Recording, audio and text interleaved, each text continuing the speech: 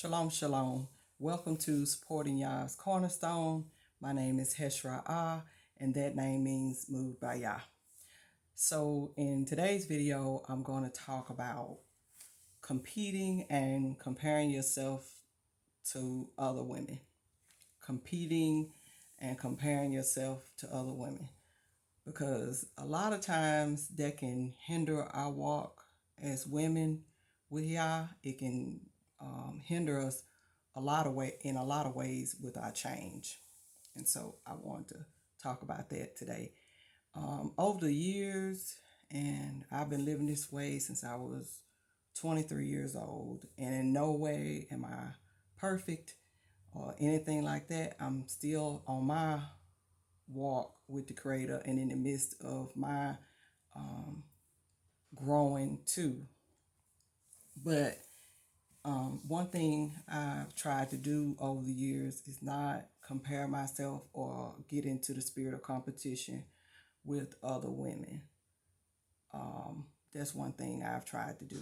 I've tried to always let Yah's standard be the standard I kind of focus on and kind of let that be it for that. Let that be my role model and things of that nature.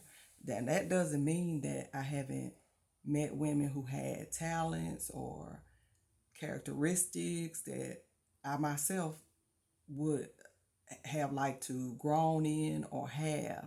Now, I'm not saying that, but I tried to never get in that competitive or comparing mode. So that's what we're going to talk about that today, because I don't want you to do that either. And if you find yourself doing that, then you just want to catch yourself and change from that. But the dangers of it, and these are some of the dangers of it. And if you see me looking down, I'm looking down at my notes. It creates an ungodly mindsets like jealousy. It creates a spirit of uncompassion or being incompassionate. It can cause you to cause discord, cause problems between people. It can stunt your spiritual growth. And then you can find that you're doing what's right to appear better than another person and not because it's right. Okay. And that's an issue, because at the end of the day, we want to develop into what we need to be and do righteous things because it's right, not because we're in a competition with somebody else. In the spirit of competing and comparing ourselves, there's a danger of being unwilling to teach others. The next danger of it is it can create a low self-esteem. It can cause you to have low self-esteem. And so we're not going to talk about all these things in this one video, because I thought that may just be too long, and I didn't want the videos to be too long all the time. So we'll talk about two of these things today, and then I'll do finish it up, if Yah's will, in two other short videos. That way one won't be too long. But let's define compete. Compete. To be in rivalry. To contend. That's the definition of compete. Now, let's define the word rivalry. The word rivalry means the act of rivaling, the state of being a rival. Now, let's define the word rival. Rival means to be in competition with, to strive to equal. We also saw in the definition of compete, it also means to contend. So let's define contend.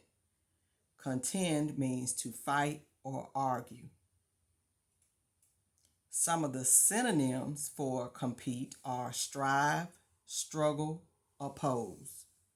And so just hearing these words like strive, struggle, oppose, to fight or argue, lets us know that the spirit of competition is just not a good thing.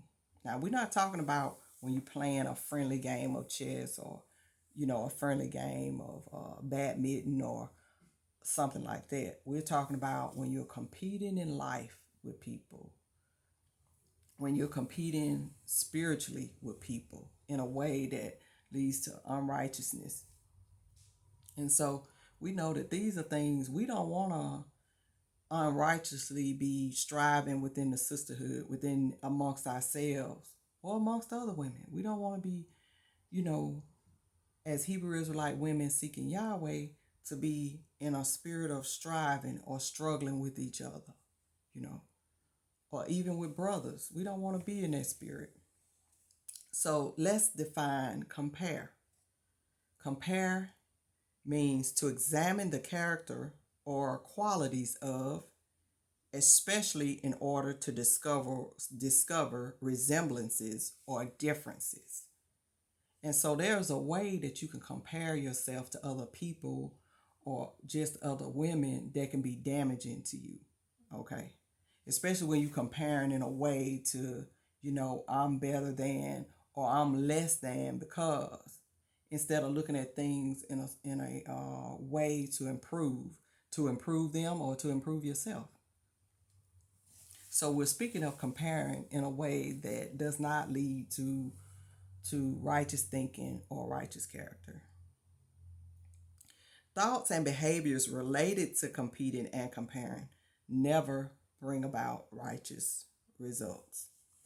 And so that's something for us to remember, that when we compete and compare ourselves to each other and we spend time doing that, that's not going to lead to a righteous ending for ourselves. And whereas our goal is to live for the Creator, live up to His standard, and be a benefit to our nation, to our families, and to be, at the end of the day, a role model to the world, though that type of spirit and the character traits it develops don't lead to a righteous end. So in this video, we'll talk about how competing and comparing causes jealousy and discord. It can lead to causing someone's hurt or destruction instead of unity, helpfulness, and love. And so just looking at those words, some of the words that were in the definition of compete, to contend, to be in a rivalry, just thinking of the synonyms for the word compete. In the words themselves, it wouldn't lead to you thinking about unity or being helpful to somebody else at all, which is what it takes to build a nation and maintain a nation, and to build and maintain the Hebrew Israelite sisterhood. So let's define the word jealousy, because when you're dealing with the mindset of competition and comparing, that leads to jealousy. So what does jealousy mean?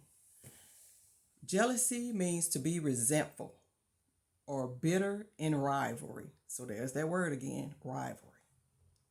And it's also kin to the word envy. So let's define the word envy.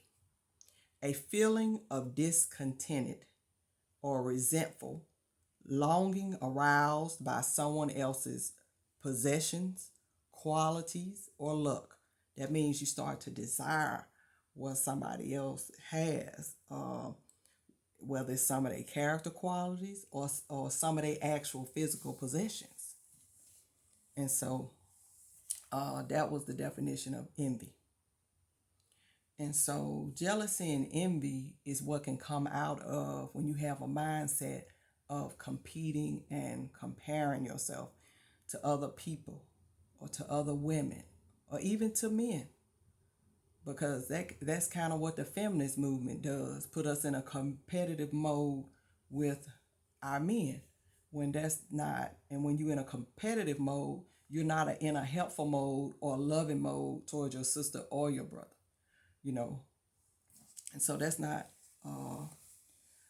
the type of spirit we want to have. And like I said before, if you see this in yourself, then you just work toward creating it, creating the opposite spirit.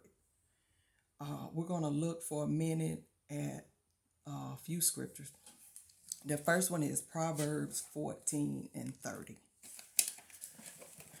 Proverbs 14 and 30. Give me just a minute. Proverbs 14 and 30 says, a sound heart is the life of the flesh, but envy the rottenness of the bones. So the Tanakh is not, or the Bible is not speaking well of having this envious spirit or jealous spirit, that it doesn't lead to good things. Next, we'll go to Job 5 and 2. Job 5 and 2. And Job 5 and 2 says, for wrath killeth the foolish man, and envy slayeth the silly one. So there's another scripture about envy, and you don't hear anything good related to that. And it's not, because it's not a spirit that leads to righteous things or to something that you would want. Next, we'll read Proverbs 27 and 4. Proverbs 27 and 4.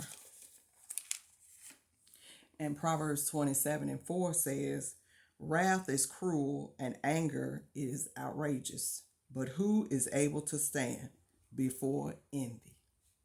You know, how can you begin to deal with that in a person? I have met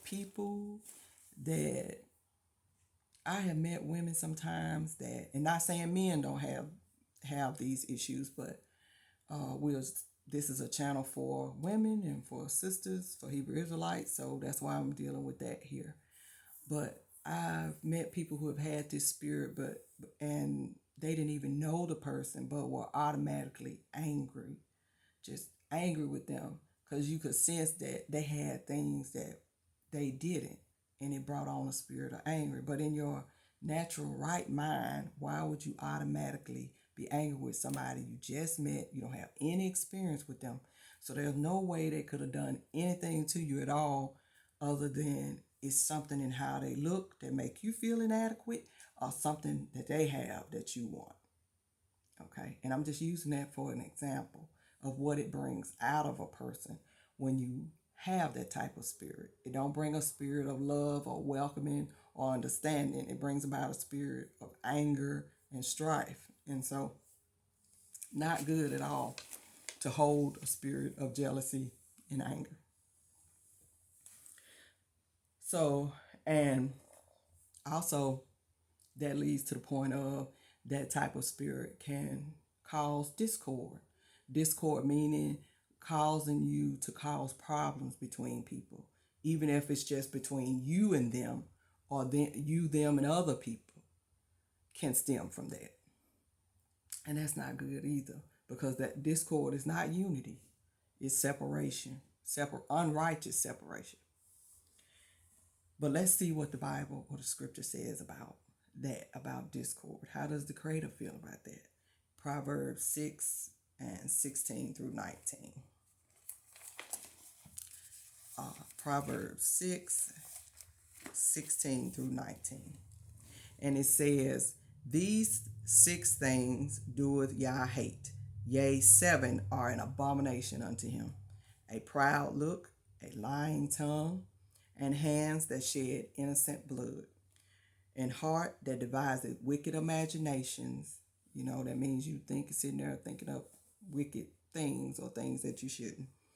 Feet that be swift in running to mischief, a false witness that speaketh lies. And a lot of times in the spirit of competing and comparing, sometimes people will start to lie on another person to make themselves look a certain way or make themselves look like they're better. And he that soweth discord among brethren.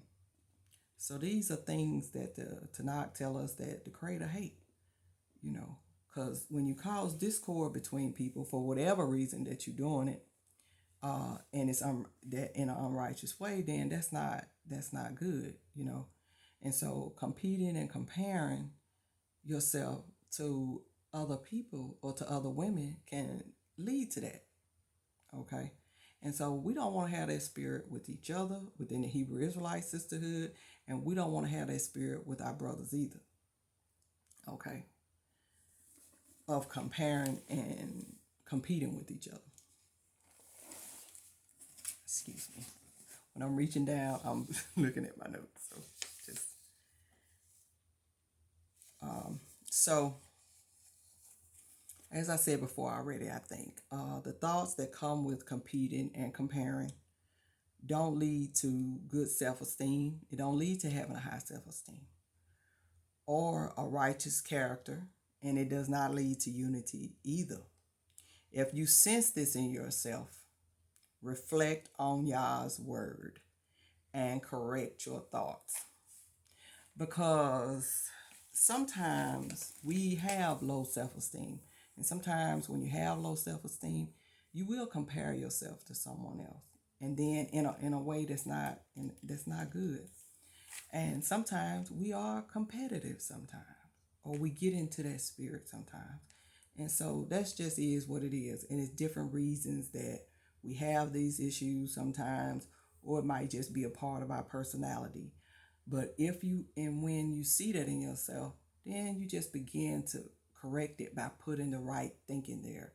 By first of all putting the word of the Creator and the righteous prophets there.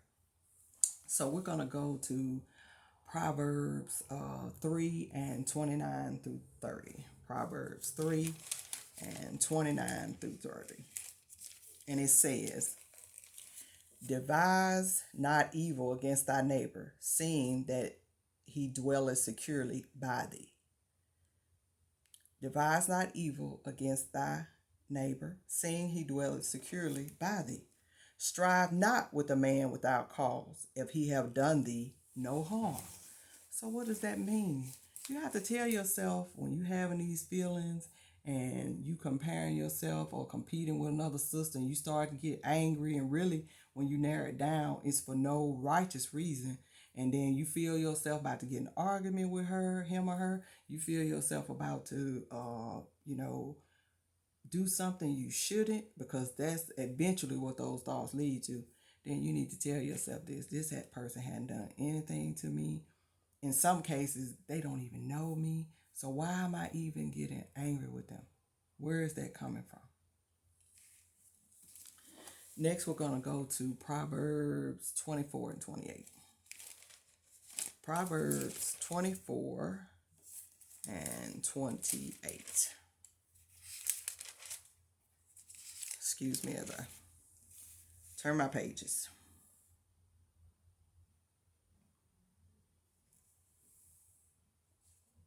Oops, I think I wrote down the wrong scripture for this one. So it wasn't Proverbs 24 and 28. I'm sorry. For the sake of this video, I just skipped that one. I think I wrote down the wrong one right there. But I hope the point I was trying to make is just that you want to, when the wrong thoughts come into your mind about someone, especially, you have to realize when you're in the spirit of competing with that person, and just make the foundation of changing that thinking, the word of the Creator, and then just go on from there, telling yourself the truth in your mind, that this person hadn't done anything to me. If they're a good cook, or they extra kind, or they extra patient, then that's something we should be happy about, not something we should be angry about. If that reflects on something we want to improve on, then that's something that we can see in ourselves, that, hey, I hope one day I have the patience of this sister. I really admire that. And sometimes you can even go and ask a person, pull them to the side and say, I notice you have so much patience. Uh, how do you maintain, how did you build your patience? Or why are you able to be like that? And they may even give you tips on how they develop that. So we improve when we take things we see in others that are good, and then we translate that in our minds in the right way. And then if we see that as something we need or want as far as their character, and then we look for ways to do that in a righteous way, knowing that we can also build whatever we see in ourselves. If it's something that they have that we want, then it may be something that we can get later on, you know. But definitely we shouldn't be mad at them for having it or be jealous of them because of it. If you see yourself competing and comparing, then we just talked about that. You just correct that thinking by making Yah's word the foundation. If you see that spirit in someone else, then there's something here that the Creator left for us to do. And that's in Leviticus chapter 19, verse 17 through 18. Leviticus chapter 19, verse 17 through 18. And it says, Thou shalt not hate thy brother in thine heart. Thou shalt in any wise rebuke thy neighbor and not suffer sin upon him. That means you go talk to a person, not in front of a lot of people, but to themselves. And you pick a good time to do that.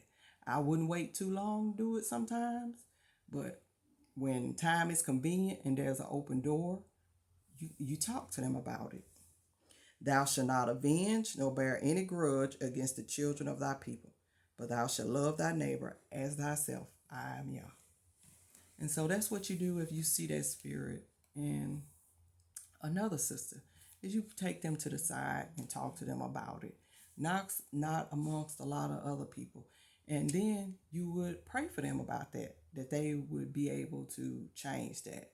And hopefully in the future I get around to doing a video about the benefits of prayer, for each other, for our husbands, for our children, and for our parents sometimes, things like that. But if you see another person in this spirit, or if you yourself are in that spirit, it's always okay. Pray and ask the Creator for help as you also try to help yourself. And so that's the end of this video. I hope you found hear something in it that was beneficial to you. And just remember, don't compete and compare yourself. The Creator had made, in the Malachim, the angels made millions of things in this earth, and millions of animals, birds, for example, different colors. We all have, as human beings, some of the same characteristics. We different colors, different characters sometimes, different talents. And so your main focus should be building yourself in the right way. Because when you build yourself in the right way, and that started with you, you're going to be the best benefit to yourself and the best benefit to your family, your best benefit to your nation. And that's what we want. And then we, as a whole, will be better in the world, and a better example in the world as a nation of people, as Hebrew Israelites. So I hope this video was helpful. If you have any questions, you can feel free to email me at yazcornerstone.com, yazcornerstone.gmail.com, at yazcornerstone. I don't know going crazy this evening. Yas Cornerstone at gmail.com. And you're welcome just to leave a comment or leave your question in the comment section of this video. You can also follow me on Instagram if you would like, or you can also follow me on Facebook. There's a Facebook page called Supporting Yas Cornerstone also. You're welcome to leave comments there also. But there are a variety of ways to contact me if you have any questions, any ideas of videos that would be helpful to you also. And so you're welcome to do those things. Have a blessed day or night. Shalom, shalom.